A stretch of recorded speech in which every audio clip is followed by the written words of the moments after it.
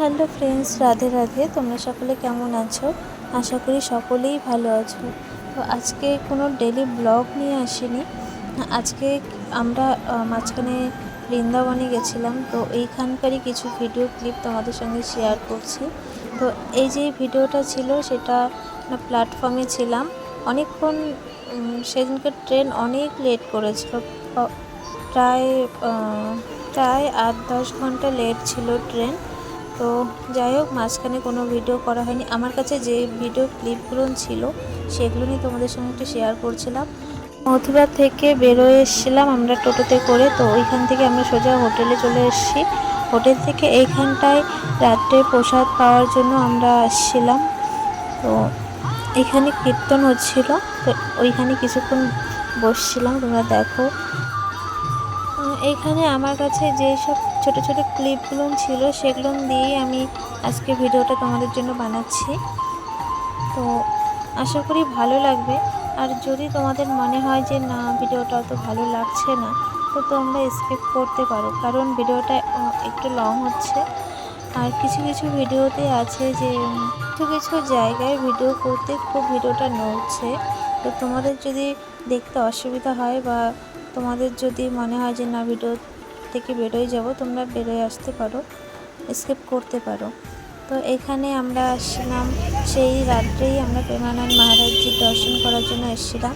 কিন্তু আমাদের ভাগ্য এতই খারাপ ছিল যে আমরা 5 দিন মতো ছিলাম, কিন্তু 5 দিনে একদিনও মহারাজজির দর্শন করতে পারিনি। যাওয়ার পরে সেদিন শুনি যে মহারাজজি আসবে না, শরীর খুব অসুস্থ ছিল, জন্য আর আসতে পারেনি সেই 5 দিন। তো আমাদের ভাগ্য অতটাও ভালো ছিল না যে মহারাজজির দর্শন পাই। তো তারপরে পরের দিন আমরা বেরোয় এসেছিলাম বার্সানা। দেখো, বার্সানাতে আমরা বসেছিলাম কিছুক্ষণ। বার্সানা রাধারানীর পথ খুলিনি, তারপরে যে ভিতরে চলে আসলাম রাধারানীর দর্শনে। রাধারানীর দর্শন করে নিয়েছিলাম। প্রচণ্ড ভিড় ছিল, যেখানে ভিডিও করা খুব মুশকিল হচ্ছিল। তো তারপরে আমরা কুসুম সরোবরে আসছিলাম। তো দেখো, খুব সুন্দর জায়গা। তো তোমরা একবার গেলে ওখান থেকে আসার আর একদম ইচ্ছাই করবে না। তো মনে তো হয় যে ওইখানেই থাকি যায়, কিন্তু সেটা কি আর উপায় আছে? তো চলো দেখো তোমরা।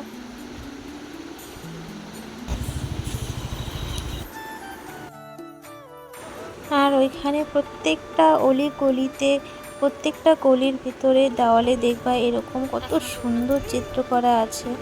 আমার কাছে এইটুকুই ক্লিপ ছিল। তারপরে এখানে আর একটা মন্দিরে এসছি। মন্দিরটার নাম এখন যে মনে নেই আমার, মনে হয় কৃতিকা মাতা মন্দির ছিল, আমি শিওর না,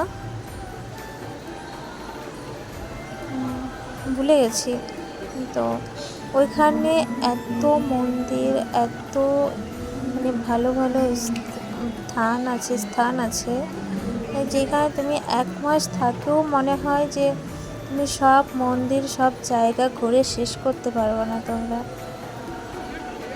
এত ভালো জায়গার, এত সুন্দর, দেখে মনে চোখ জুড়িয়ে যায়। দেখো তোমরা ভিডিও থেকে, সামনে থেকে সে সুন্দর, তার সৌন্দর্য প্রকাশ করার মতো না, বলে প্রকাশ করা যাবে না।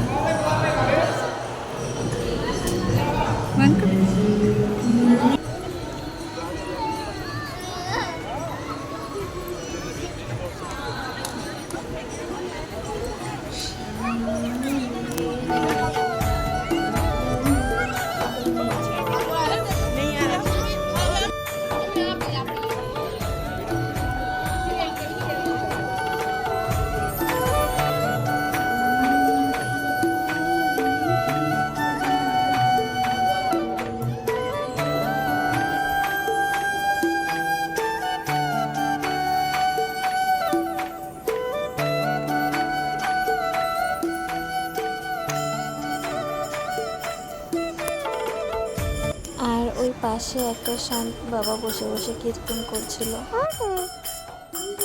আর বন্ধুরা, তোমাদেরকে এখন একটা জিনিস দেখাই। দেখো, এত সুন্দর মিষ্টি কানাজি, কি বলবো, বলার না কোনো ভাষা নেই, এত মিষ্টি। আর যখন কোলে নেবা না তখন মনে হবে যে একটা সত্যিকারের জন্য ভগবান আমাদের কোলে এসছে, একদম বাচ্চার মতো। এত সুন্দর, মানে বলে বোঝানোর মতো নাই। আমি নিয়েছিলাম, মনে হচ্ছিল যে আমি একটা ছোট্ট বাচ্চাকে নিয়ে আসছি, যার এত নাজুক পা, এত কোমল মুখ, এত কোমল চেহারা, মানে হাত পা এত কোমল, বলার মতো নাই, এত মিষ্টি।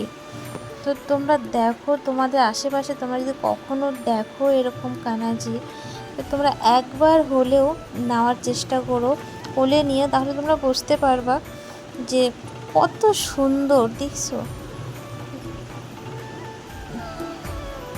তো আমি আর বেশি কথাও বলবো না, তোমরা ভিডিওটা পুরো যদি দেখে থাকো, তাহলে তোমাদের যদি ভালো লাগে তাহলে একটা লাইক করো আর কমেন্টে জানিও কীরকম হয়েছে। আর তোমরা চ্যানেলটি সাবস্ক্রাইব করে নিও। লাস্টে আমি কিছু ছবি দিয়েছি, পোস্ট করেছি, তো তোমরা দেখো। তো আজকের ভিডিওটা এখান থেকেই, দেখা হচ্ছে নেক্সট ভিডিওতে। তোমরা সকলে ভালো থেকো, সুস্থ থেকো। রাধে রাধে।